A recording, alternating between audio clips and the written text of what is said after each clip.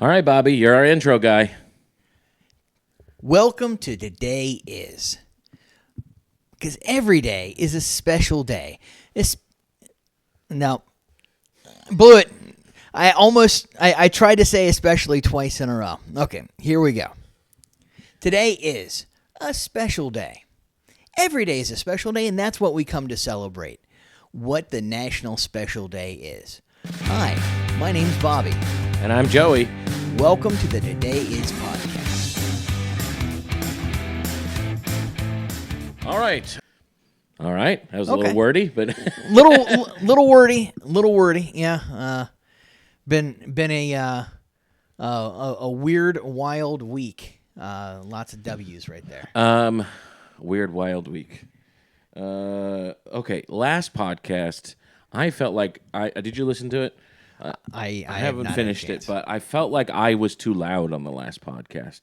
And I don't know why, but I have a hard time telling when I'm too loud on these headphones. Okay. I can hear you guys okay, but like I feel like I was louder than you and Spike. So I'm going to try to be mindful of that here in this episode and try to counteract how loud I am. Now, I might look into getting some software to level it out. Right. Okay. And see if because I didn't do any audio editing to it. I usually get it. Lately, I haven't had to, like I did on the first few episodes, but lately I've been able to do it, just figure it out and get good levels and not have to worry about doing any audio editing afterwards. I try to make it so I have to do as little as possible once we get it recorded. I understand the doing little as possible thing. Yes. I have very, very limited experience editing. Most of it is me just cutting up some clips and splicing in some things for like Instagram, like story kind of stuff. I went to school for this so that I could do this for free on a podcast. So there we go. I went to school. I don't know if I've talked about this on the podcast. I went to film school. Right. And I had my emphasis in film school was is my bass up a little too loud? Maybe not. I don't know. That's the thing. I can't hear it right. I don't know. Maybe we need to go back to having you have headphones too, but I couldn't find the other pair of headphones. I don't know. Anyway, this is all housekeeping stuff. We'll see how this sounds. If it doesn't sound good, I'll try to edit. What day? Let's see. I think this one's going to come out on Friday, or Saturday. So I think I'll have a day to work on it. Lately, I've only I've had to do it the night of recording. Right. So I think that we've got a full day, so I can do it tomorrow. Anyway, I went to school. I went to Brigham Young University, which I've talked about a lot. Very good school. Very Excellent good school. They have a very good film program, actually. The film program at Brigham Young University is very good and very independent film based. So they want you to make your own stuff, you know. And I knew a lot of people that got jobs in the industry, but most of them stayed independent and did various independent film projects after college. The reason why it's so independent based is because Sundance is right there, the Sundance Film Festival. So every year, the Sundance Film Festival was a big deal. There was a student part of the Sundance Film Festival, so that there was specifically a category for student films, which everybody submitted to every year. I had a really close friend get into Sundance while we were there. That's awesome. It was great. It's a great festival. I worked the festival I would go volunteer at the festival every year. I would go. I was big into Adobe at the time. That was my home editing software, and so Adobe would do a lot for students. You could use the software for free, right? As a student, and we would go to. They had a party every year, an Adobe party, right? And they would invite all these independent filmmakers to the party, and we would always try to work at the party. Like we'd volunteer to be servers at the party or something like that. And that was a lot of fun. And it was really good. It would have been great if I'd have stayed in the film industry. Right, yeah. It would have been great for that. But that's why it's so independently based at BYU, and they have a great film program. But my emphasis, this was 2000 something. 2000, let's see. 2004 to 8-ish era. Okay. Because I went on my mission for 2 years. Okay. I graduated high school in 2001, went on my mission in 2002, came back in 2004. So 2004, 2005, to 2008, 9 era. Okay. And the thing about my emphasis was I had a special emphasis called new media, and it was just introduced maybe a couple years prior to me choosing the emphasis, Right. which now would be uploading to YouTube. That is the entire program I was in was learning how to edit digitally and make films for basically make short videos for YouTube and commercials and stuff like that, which YouTube wasn't even it wasn't even YouTube. We learned QuickTime. Do you remember QuickTime? I do remember We learned how to QuickTime. code for QuickTime and stuff like Oh, that, man. and how to make sure we didn't have our videos looked good on a QuickTime player and stuff like Wow. that. It was like that was they called that new media. There was a whole program in my degree for new media, and now every teenager knows how to do better. Every teenager now, 100% of teenagers in America now know how to do what I learned how to, what took me a 4-year degree to learn how to do in college. They all know how to do it now, like better than I can do it. That is frustrating. Yes. Did you start off as a film, like as a film major or media major, or like? Yeah, that was what I started from the beginning. I wanted to be a film major. It was media arts, and that was always what I wanted to do. And that's what I wanted to be. I don't know. When I first started off, I wanted to be a director. I was like, I want to be this Hollywood director or whatever. Right. Or a writer. I wanted to write films and direct them, kind of thing. The Coen brothers were like my heroes. I wanted to be like the Coen brothers, that kind of stuff. Certainly. And as it goes along, you start to realize, there's like that's a big thing. Like work on some practical uses for this. Like there are definitely practical, smaller jobs you can do that are that you can still work and make money at. Yeah. And I was like, okay, new media sounds great. Which it was like definitely was the next thing. It's just that everything I learned is now completely obsolete. Like Right. everything I learned has no relevance now. Right. It put you on the curve, but you weren't getting ahead of it and staying ahead of it. Yeah, exactly. Now, I did get a job for a while at a promotional products company as their media specialist. Okay. And so that was like my first job as a filmmaker, and turns out my only job ever as a filmmaker, because then the economy crashed shortly after that, and then everybody got rid of luxury positions in their companies, like a media specialist. Everybody's like, we don't need a media specialist. Now everybody needs a media specialist. Right. But at the time, they're like, we don't need a media specialist. All I was doing was making commercials. I was making digital commercials that they would send to clients and prospective clients. Right. Like none of this stuff ever got put on YouTube. It was just like it was all in house. Like I would make these commercials and showcase their products, and they all had ridiculous premises and stuff. Like Right. one of them was like we pretended it was a doctor, and they had to prescribe this service, had to prescribe this medicine that was the promotional products company, and the promotional products were for sports teams, Okay. like the Jacksonville Suns, like that, like minor league, mostly minor league baseball teams and Okay. stuff like that were our clients, and so I would make commercials, silly, dumb commercials. And then we'd send them to prospective, we'd send them to minor league baseball teams, basically, is what we would do. Right. Or, arena football teams and stuff like that.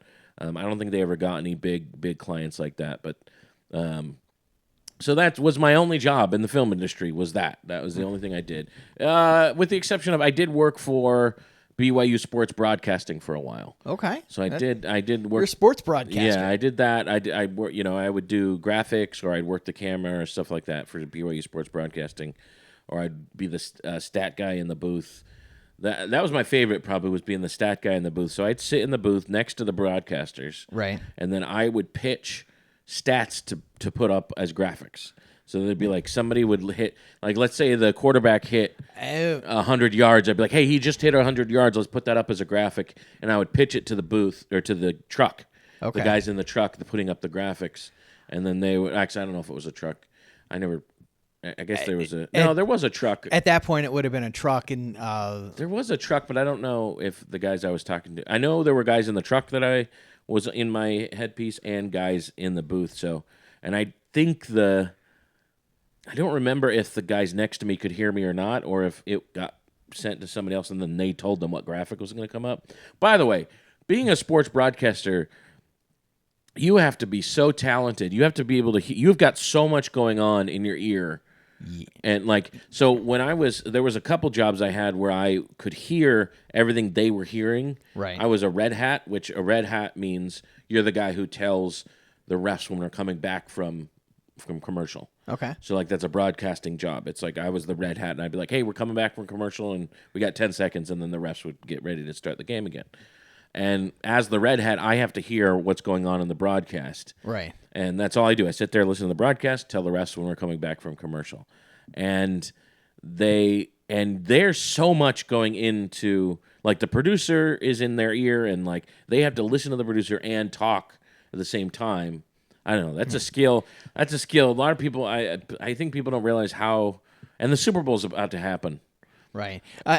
I in an acting class, I was in a couple acting classes, and we had to do the earpiece thing where it feeds you lines. Yeah. That is also that takes a lot of getting used to. Yes. That is a definite skill. It's definitely a skill, and it's a skill that it's not out of the question that someday we'll have to do if we ever get on TV or Right. anything like Yep. that. If we ever have some sort of TV spot or something like that, or I don't know. That's just it's crazy that they get so good at it. You never know how difficult it is to be a sports broadcaster until you get to see that. Yeah. It not everyone who is good at the game can go into Yes, sports that is true. broadcasting because true. there's so much going. It's such a completely different It's skill. such a skill set, and you have to develop the skill set in order to be good at it. Yeah.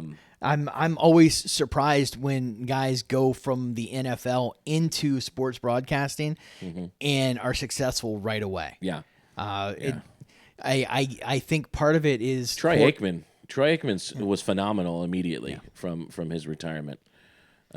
Sorry, I didn't mean to cut you off. No. I think a lot of it is more recently has been the earpieces and the helmets. Yeah, they've started doing that. It's crazy how much technology they've been putting into football over the past decade. Yeah, it is definitely weird. It's the one great thing about it, and I know that this might be a hot button issue, but concussions, the level of concussions have definitely gone down. It's still an issue. Yeah, it's still an issue. They're trying to keep it from happening. I think pretty soon we're going to see more and more players get those bonnets over their helmets. Yeah, absolutely. I think that's the way it's gonna go. That's gonna become standard. And as soon as people stop making fun of them for how stupid they look, or they come up with a way to make them not look so stupid.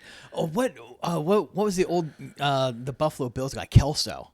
Yeah. Yeah, he had one of those He had the bonnet on. back in the day. It was like when they were doing their 4 Super Bowl fails. He was on their team. And he was the only person in the NFL that had the inflated helmet, and it was everyone's like, man, that is just ridiculous. I'm like I know, but that guy's future. safe. That's the future of keeping the player safe. And I know still probably the majority of them don't use that new helmet, that it's the cover that covers it. But I don't know. We'll see.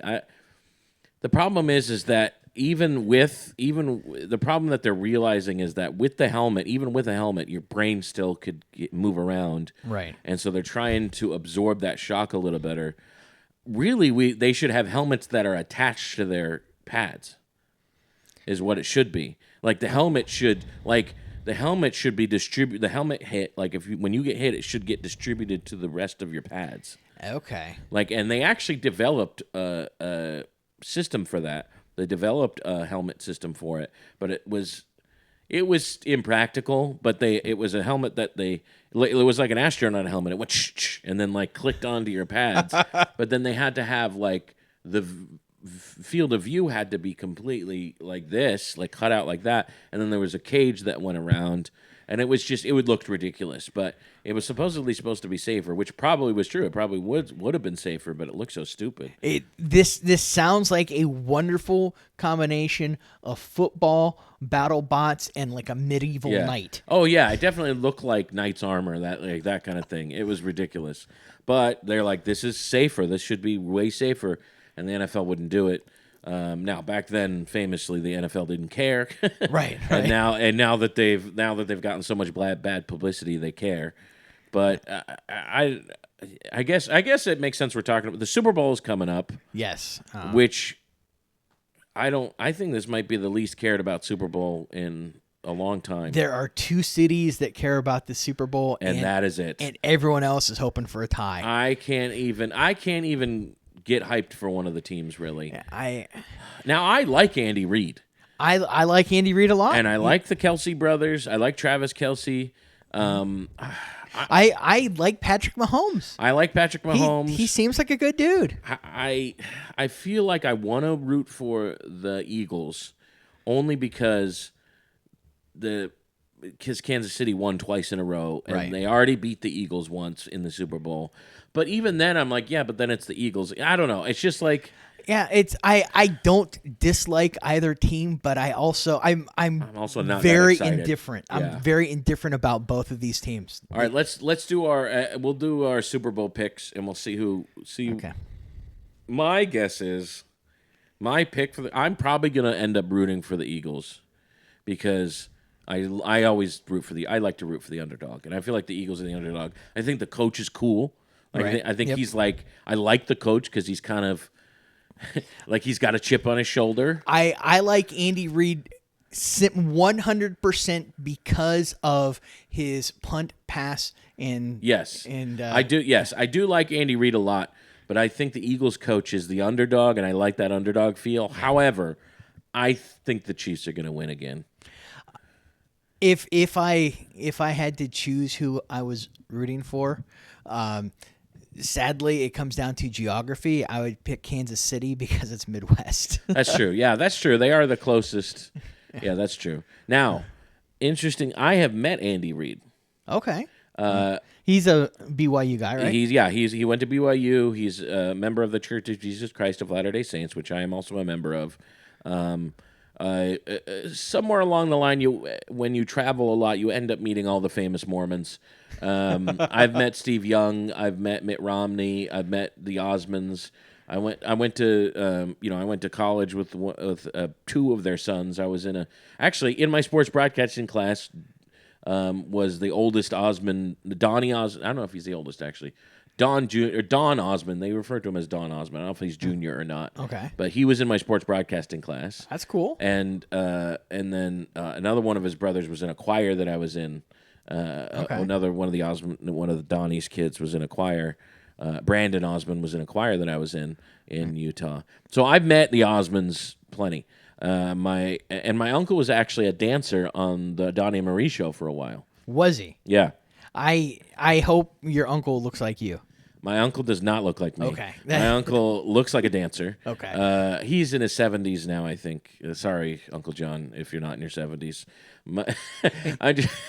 He's 60s, in that range. He's at least 60s. I don't know how old he is. He does look great for his age, though. Right. So I don't know how old he is exactly. He's either in his 60s or 70s. But he was a dancer and was on the Donnie and Marie show for a while. But anyway, you end up meeting I already said Steve Young, right? You end up meeting the famous Mormons along the way. Sure. You go to enough events, or you go to we have these things called firesides that are not by a fire. I think they used to be, but they just like when a famous person is in a town for something. Let's say Steve Young. When he was playing, he does it now too. Actually, when he's broadcasting a big game, he'll go to the local area church and just be like, hey, they'll set up a fire. They call it a fireside. They'll set up like a meeting, and then a bunch of people will come, and he'll give a talk, and then the area bishop will give a talk and stuff like that. That's awesome. I love that. That's kind of that's always been a thing in the church. And interestingly enough, when he was the coach of the Eagles, Right. they came to Jacksonville because that was the year when he was coaching the Eagles and they went to the Super Bowl. That was Right. in Jacksonville, Right. and then he came and Andy Reid did a whole fireside, and Steve Young too, because he was broadcasting the game. So Andy Reid, Steve Young, and then a bunch of the Eagles who went to BYU, who were also members of the church, came and did a big fireside. That's awesome. And it was a lot of fun. So I've met Andy Reid. I think he's a great guy. I think he's a great coach. He's going to go down as one of the greatest coaches in NFL history. Yes, he will. And I think he's way more, like 1,000 times more likable than Bill Belichick. Yes, he is. And even though he will probably surpass Bill Belichick as far as legendary status and wins and Super Bowl appearances and stuff like that. What, you disagree? I don't think he's going to pass him? I feel like Andy Reid's still got a lot of years left. I think Andy Reid's got like 1 or 2 years of coaching left. Oh, you think so? I feel so. like he's going to coach a lot I more. think that he's going to just take a step back probably after they win this year and make a decision and say, you know what, I like spending time with the grandkids. That's true. That he is a family man, and Bill Belichick isn't really I don't know. He might have kids, but he doesn't have that family man. Yeah, That's part of why people hate him. He's just such an on. He cares. My understanding is he cares about 2 things: football and women that are. Yeah, exactly. Yeah. His girlfriend now is like in her 20s or something like that, Right, and it's like, what in the world do they have to talk about? She's pretending to like football, right? Like that's all they have to talk about, Right. Like, and he's not pretending to like anything she likes. right. There's no way he's making an effort No. to pretend to like the things she likes. Right. Like it's absolutely her just pretending to like football. Right. Right. Yeah. For their whole relationship. It's crazy. But that's part of why I don't think Kansas City is as hated as the Patriots were, even though if Kansas City wins this year, they will have done something that the Patriots never did. Three-peat. The Patriots have, by the way, that's copyrighted, the term three-peat. I know. Did you know that? Yeah, it was. He's, it was the coach. Yeah. What was his, dang it, I just forgot his name. But he copyrighted the term three-peat, so anytime somebody uses it, when the Bulls used it, who else? Did the Lakers used it at some point, right, or something? Lakers. Well, he was the coach of the Lakers. Yeah. Well, he started it with the Right, Lakers, right. but the Lakers paid him to use it. He coined it and still Right. owns the term three-peat. Right. And so if you put it on a T-shirt, he gets money for that. And have you seen the Kansas City? They've already tried to combat that. They've already tried to come up with their own term for it. No. Yeah, they're calling it like the Three Chief or something like that, or like it's crazy. They're trying to come up with their own thing to put on T-shirts and stuff, but I think they're going to end up having a cave and call it put three-peat on a T-shirt and pay him. Nice. Yeah. That. But it's if they do that, they will be the first ones ever to do it, and I Yes. think that will, in my opinion, I think that's gonna. I don't know if it'll skyrocket them past the Patriots, but they'll have done something the Patriots never did, and Patrick Mahomes will have done something that No one else has done. no other quarterback has done, including Tom Brady. And I think Patrick Mahomes is, by the end of his career, will probably have just as many, if not more, Super Bowl appearances as Tom Brady. Yes. I think he's the next Tom Brady. Yeah, and he's already put himself in the Hall of Fame. He's I mean, he's already established there. himself. As As a- long as he doesn't get injured, which I know he's got a couple injuries, but it's not been too bad. So as long as he can stay healthy, then I think he's on track to surpass Tom Brady. He's top 3 quarterback conversation at Absolutely. least. Absolutely. Absolutely. You know what's funny is we haven't even really talked about the national championship. We have not.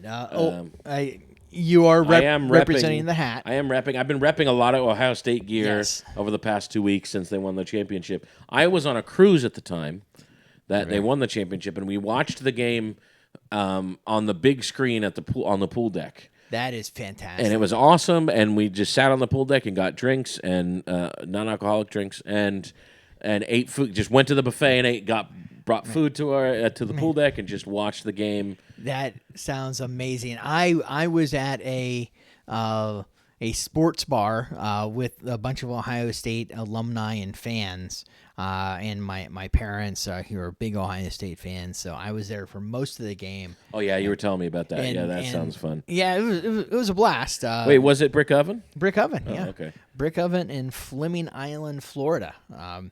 They have this sounds weird. They've got the best chicken tenders. The best chicken tenders, and they're a pizza place, right? They're a pizza place. They're a pizza place. They've got chicken tenders. They've got great pizza. Great pizza. Their antipasta salad is good, but their chicken tenders are I don't know what it is. They're amazing. I will have to try them sometime. I like their food a lot. I've eaten there a couple times, and I think their pizza's great, and their Italian food's pretty good. Yeah. But they're an Ohio State place. They're in Ohio State Park. The Ohio State, like and every time Ohio State scores, somebody walks around and gives out like free Buckeyes, the little chocolate candies with that's fun. Yeah, so like and then like at the end of the season, like everyone like gives them some money, just to kind of put some in for the candy fund for next year, kind of. Yeah, and it's a nice community. Like my parents like know all the people now, so it's cool. It's fun. It's a bit much for me because of all of the food there. Oh yeah, that's true. It's just like absolutely. So we had on the cruise, we had a ton of Ohio State fans on the cruise. Nice. And like every time we scored, we'd hear all the Ohio State fans on the pool deck. It was a lot of fun. And my wife and we made these little Ohio State buttons, and we would hand them out to everybody. We had like Buckeye leaves or just an Ohio State symbol on them, and we'd hand out these buttons to everybody. It was a lot of fun. Now I notice you have 3 on your hat. Is that for the 3 championships they've won since you've been alive? Yeah. Yeah. Sure.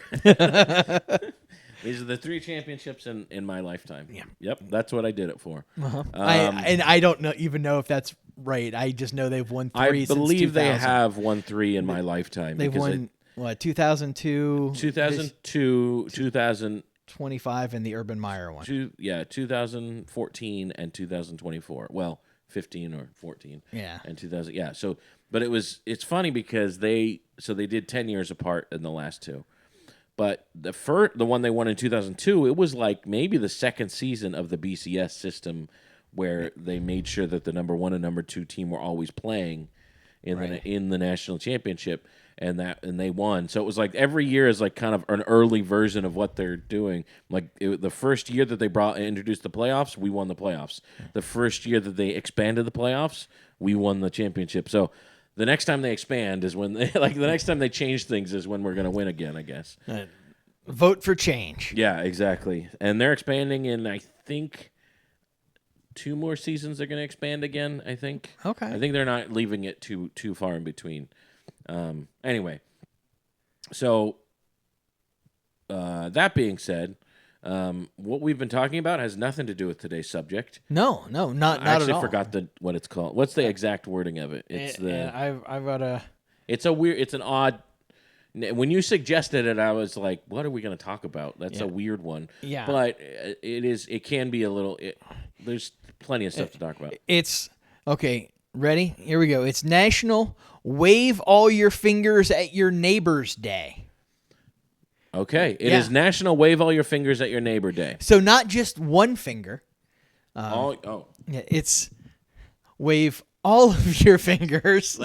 Like you're some sort of ghoul or witch. Like you're casting spells upon the neighbors. Now, what date does it say? Is that February 7th or 8th? This is on February 7th. Oh, so it is tomorrow.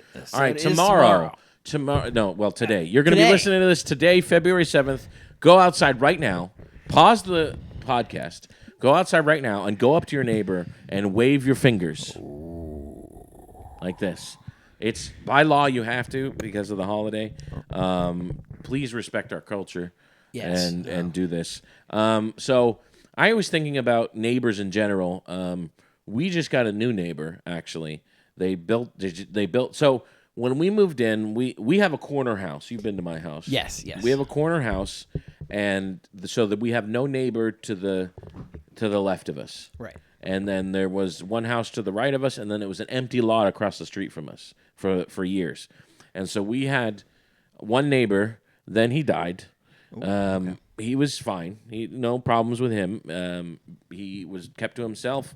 I'd see him out on his porch every now and then. And we'd talk for a couple seconds. Didn't really know him that well, but he died. And then that house was vacant for years. So we had no neighbors for years. That's ideal. Yeah, I know. That was nice. Then somebody moved in. Very nice lady. I won't say her name. Very nice lady. She's great. Still, keeps to herself, but very friendly. We've had some conversations. Then they built a house in that empty lot. Right. So now we have a neighbor across the street. Met him. He just moved in. Like literally Monday, he moved in. Okay. So and then he came and introduced himself because he had to put his mailbox in our yard. Because that's how our street goes. Everything's all on one. Right. Everything's all on one side, so he had to put his mailbox in our yard. So met him. Seems like a nice guy. Has a nice family, wife, a little daughter, all that. So now I'm chock full of neighbors all over the place. Still nobody on the other side because that's a street, so that's good. Yeah. Unless somebody moves a camper there, I think we're good. We're not going to have any neighbors over there. Do you get along with your neighbors? I do. So I've know them all enough, like not. I don't mean that in a bad way. I just wave, talk, chat time to time. My one neighbor that I've had here the longest. So the first neighbor here I knew. I had a bit of an incident with her 2 hurricanes ago. Okay. Right. So what, Matthew? That sounds right. Matthew? 2 hurricanes ago, like two ones that hit here? That hit here, okay. Yes. And Irene? Yeah, it was one that actually came through. So it was pre-pandemic.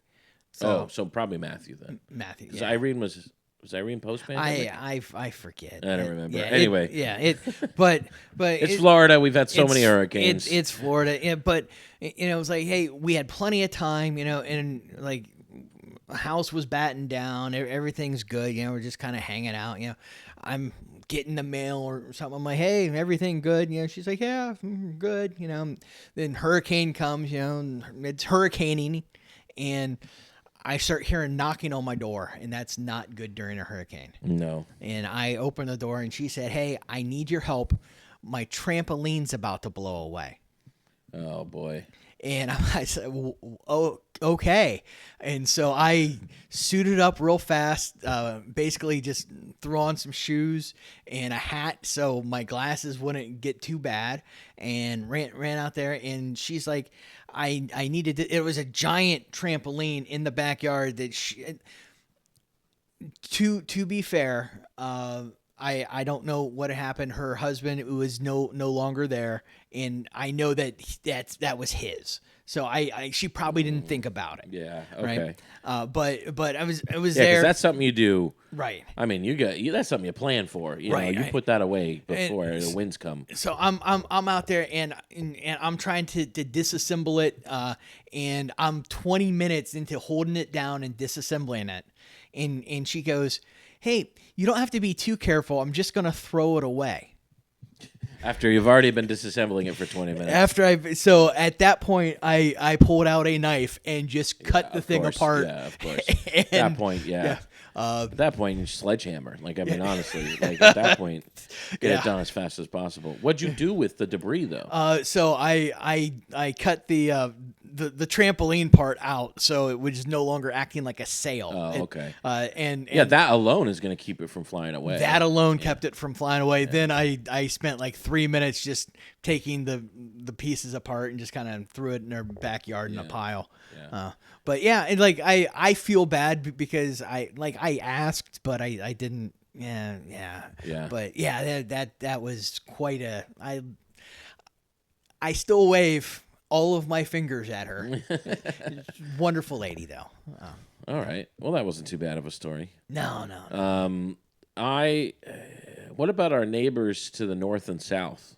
Oh, yeah. Canada and Mexico. Right. So have you've been to Mexico? I have, yes. I've been to Mexico quite a bit. I've been to there on vacation. I've been there. We used to live in Texas, and we used to go to Mexico all the time. Makes sense. Yeah.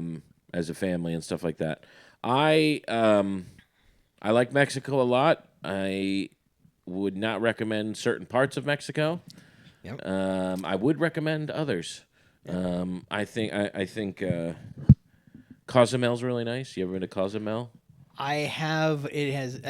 The last time I was in Mexico was probably in the 90s. So Oh, so okay. it's So been it's a been a long while. time. Yeah. I like Cozumel. I like Matamoros is very nice. South Padre Island is very nice. Yes. In the Gulf of Mexico. Is it still the Gulf of Mexico? The Gulf The, between the Gulf of Texas or whatever. The Gulf of America. So, how did it become named the Gulf of Mexico in the first place? I think that I mean, all of that was Mexico anyway. I None of that was the United States probably when it was named the Gulf of Mexico. I think somebody in Tampa was standing there and said, "Hey, what's over there?" And they're like, "Hey, Mexico." I'm like, oh, okay. Yeah. I have no idea, but I think it's been the Gulf of Mexico for a long time. And I think it was named the Gulf of Mexico. I'm not going to look it up or give you incorrect information, but I'm guessing that it was called the Gulf of Mexico before it was even the United States, which technically the Gulf of America does make sense because it is North America. It's like to say the Gulf of America because it is kind of right in the middle of North America. True. It kind of is the focal point of North America is the Gulf of Mexico. Right. And probably a lot of commerce comes through the Gulf of Mexico, and it's a big part of American culture, North American culture. Mexico and the United States.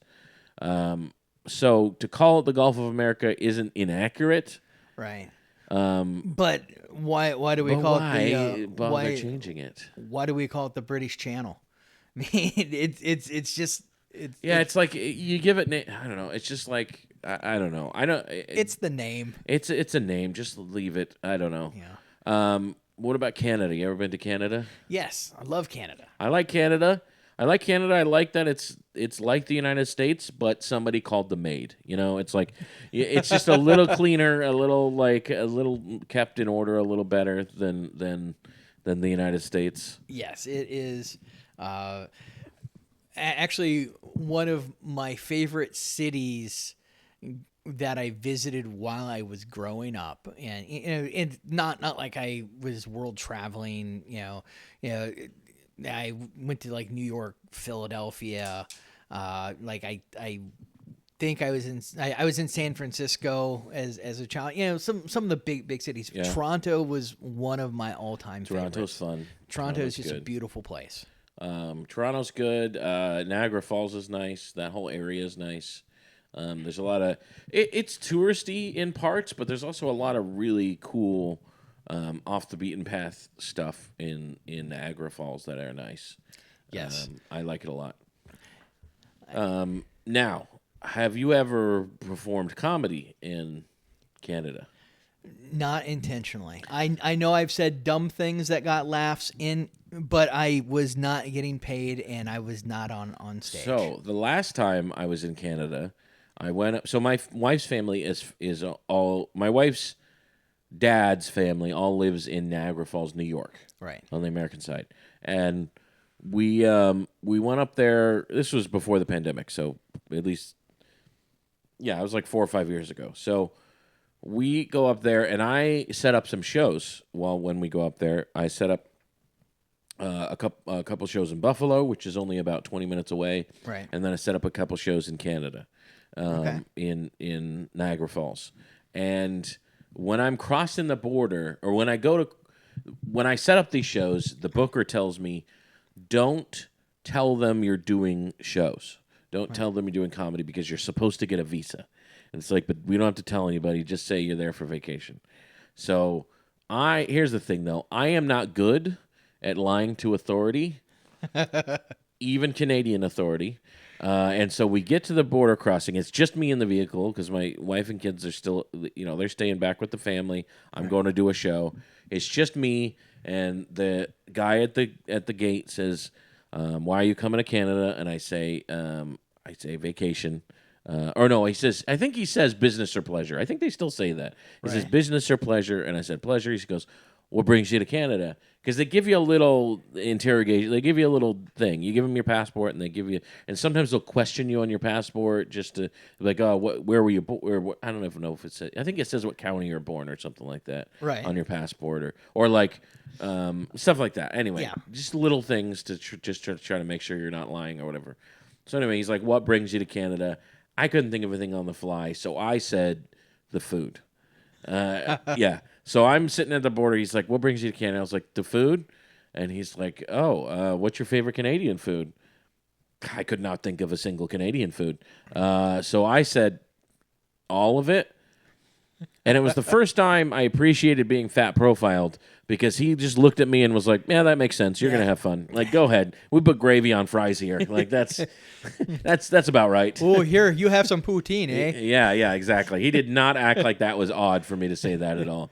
So and then on my way back though, crossing back over, it's like 2 a.m. or something when I was crossing back over.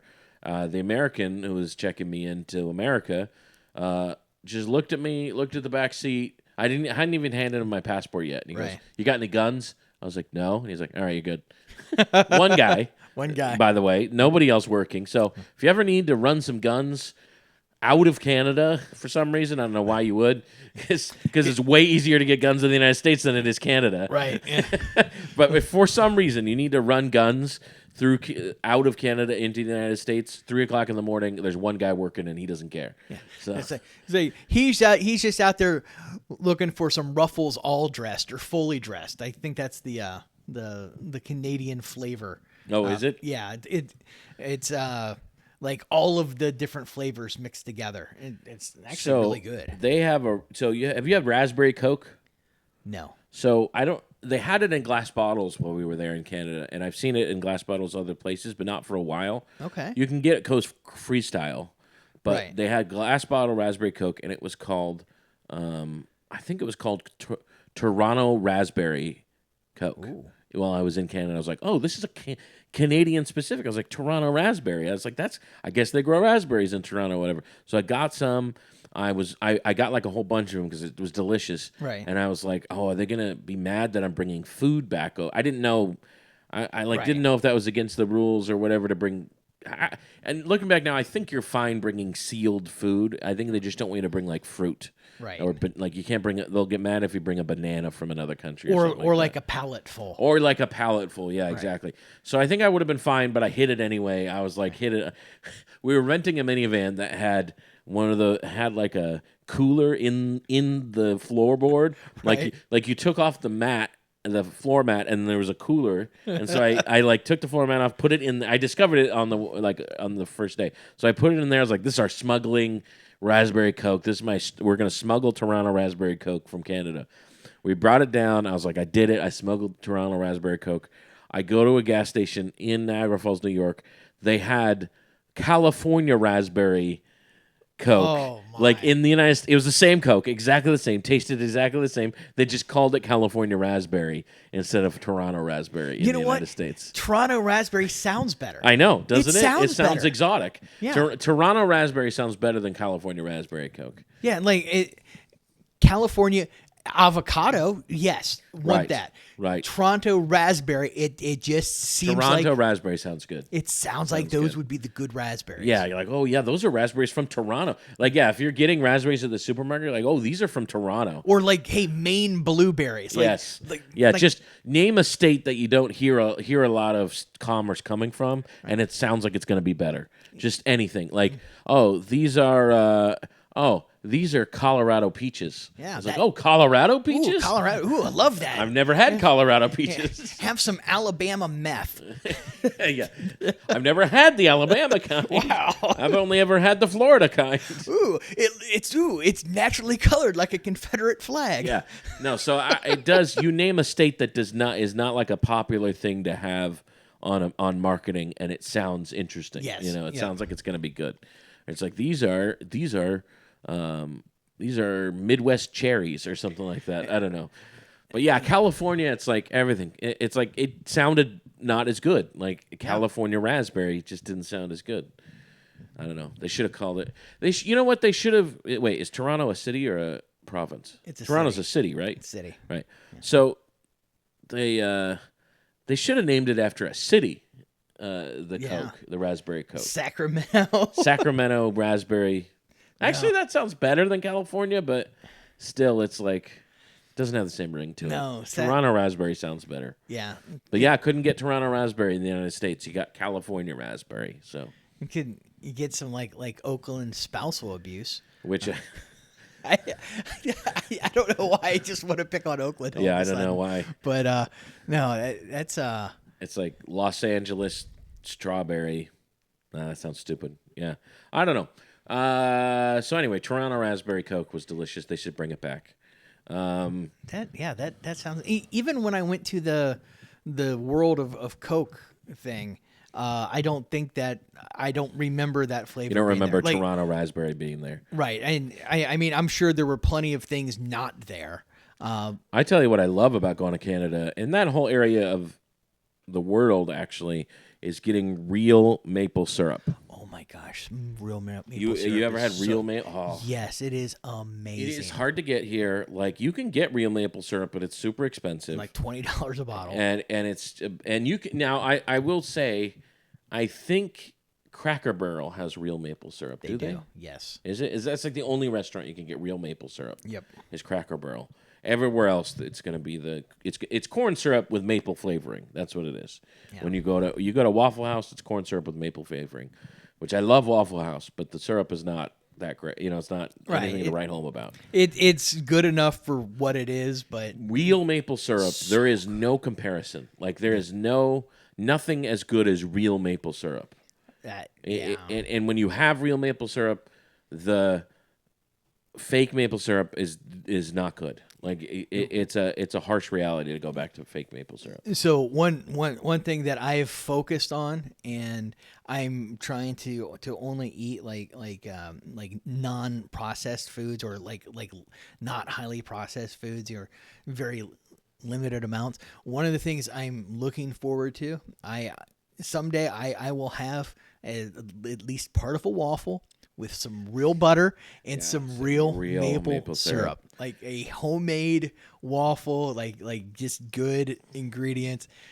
But yes, that is one of the things I every time we about. go somewhere up north, we get some maple syrup. Anytime we find, we go up, when we used to go up to like Niagara Falls and stuff, we always got real maple syrup. It's delicious. Or you can get it you can get it in Florida, but it is expensive in Florida. You have to go to a special place, but it's all over. Like when we go up to, even if you go up to like Virginia, you can find real maple syrup. Virginia hams. Yeah, that's another thing.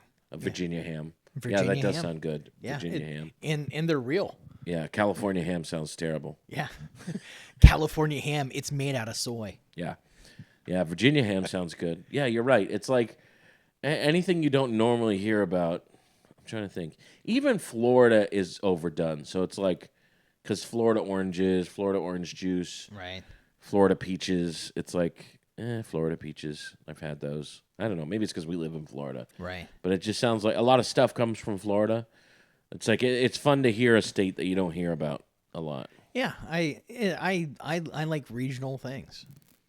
Denver omelet. Oh, Denver omelet's fantastic. Denver omelet is great. Kansas City barbecue.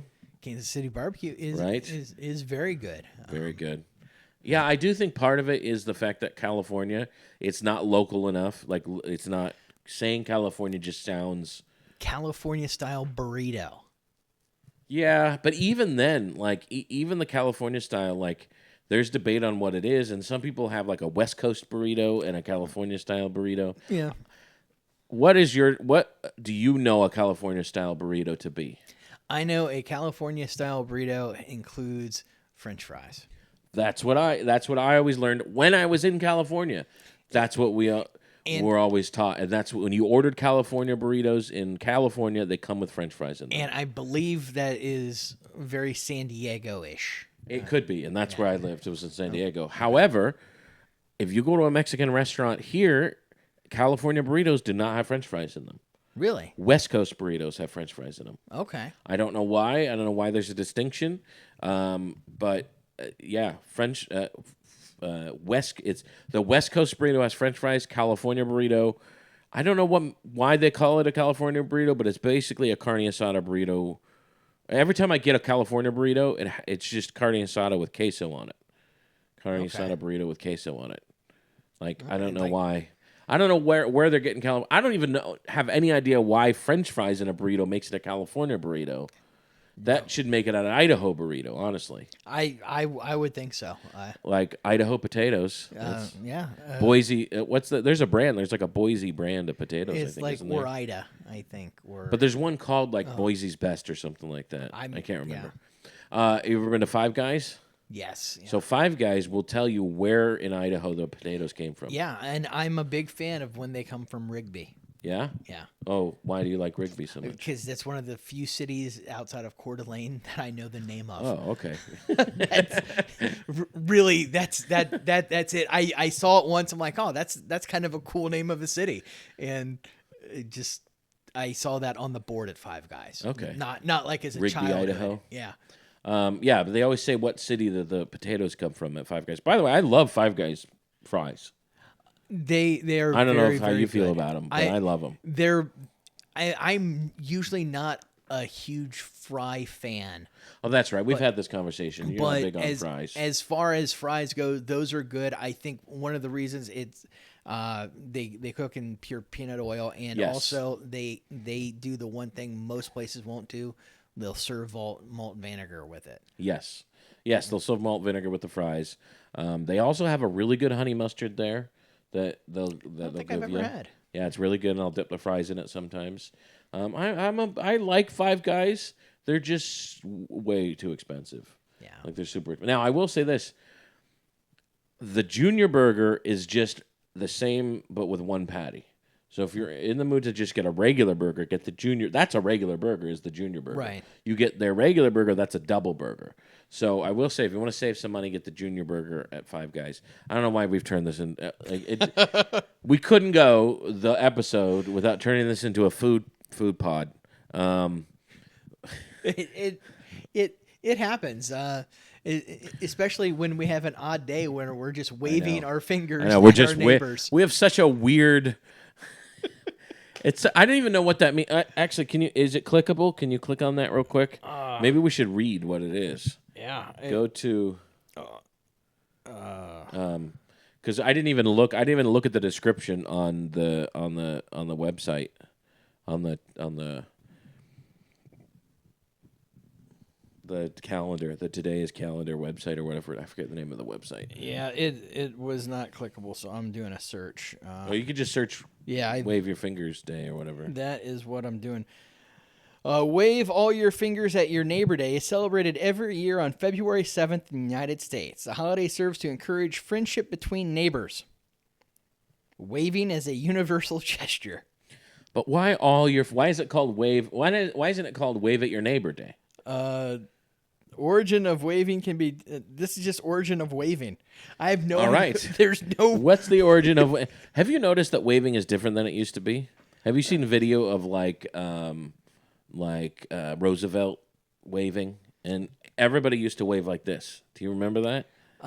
If you go watch video of like Roosevelt getting on a train and he waves like this, and it wasn't until that didn't change until, I mean, it was fairly recent that changed, where people started waving like this.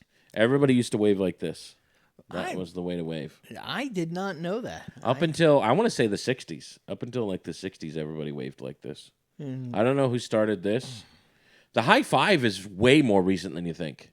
That's like the. It's like 80s. Modern baseball. Yeah, it's like the '80s or something. The high five was invented. Yeah, I remember people like being really enthusiastic about high fives, like when I was like 5 and 6 years old. It was a baseball thing.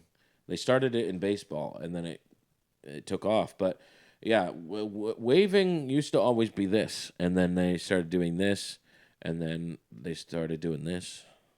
No, I don't know. There's really only the two ways to wave, right? This one? Why this?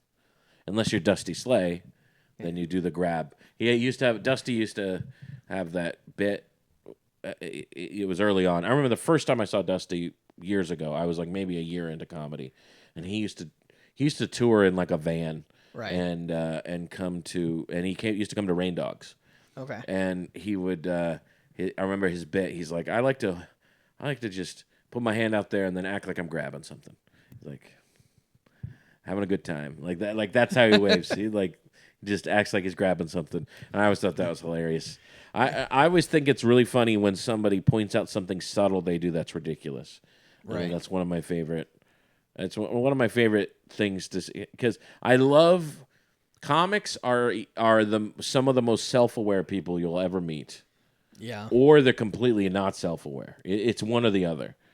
It's always like, and it's not always at the same. It's not always one or the other for each person too. It's like sometimes you meet a comic and they're super self-aware, and then they'll tell a joke that's terrible, and they have no idea it's terrible.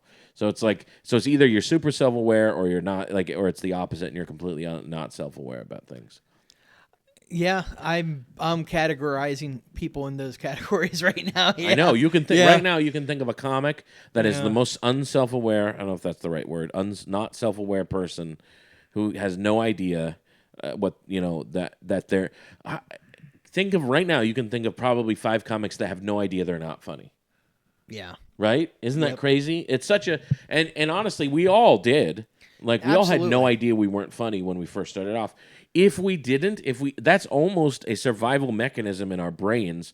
If we had thought we weren't funny when we first started off, we would not have continued. Yeah. If we had to be delusional in order to continue in comedy. Yes, Like there- that's how it works. Like otherwise we'd be crazy. If we thought we weren't funny when we first started off, we would not have continued.